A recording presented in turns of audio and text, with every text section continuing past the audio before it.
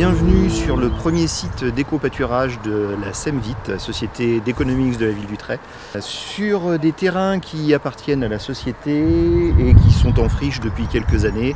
Nous avons le projet d'établir une zone d'activité économique.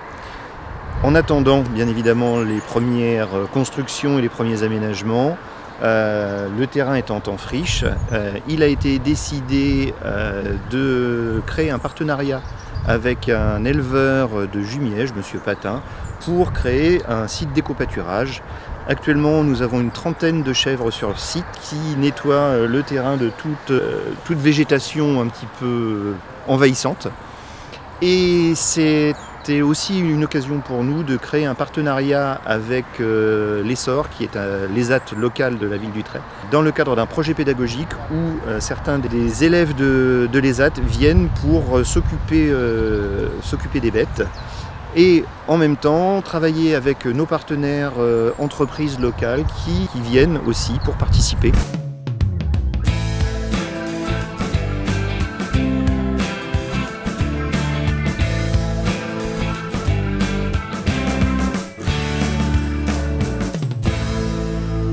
Ici, moi je suis éleveur, je travaille à la chèvrerie du Courtil à Jumièges. Ici, on met des chèvres en éco-pâturage. Si on décompose, hein, c'est du pâturage, ça tout le monde le comprend. Un peu écologique en fait, on va dire. Moi, j'ai pas l'impression d'avoir inventé quoi que ce soit. Je pense que c'est des choses qu'on faisait déjà avant.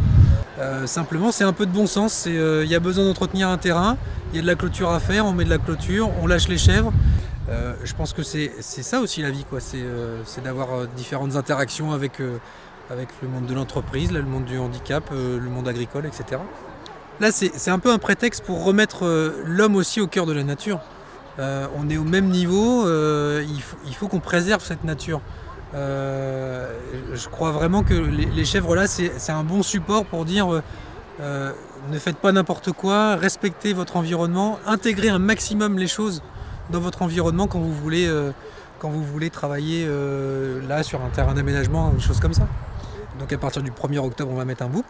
Ça veut dire qu'en mars, l'année prochaine, on aura des petits. Moi, je ne m'interdis pas de dire on pourrait peut-être essayer de faire un peu de traite ici. Pourquoi pas avec l'Essor? C'est peut-être un pari qui est lancé.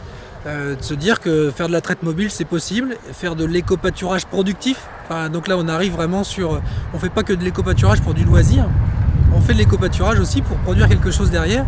Donc il va y avoir du lait, il va y avoir pourquoi pas des fromages.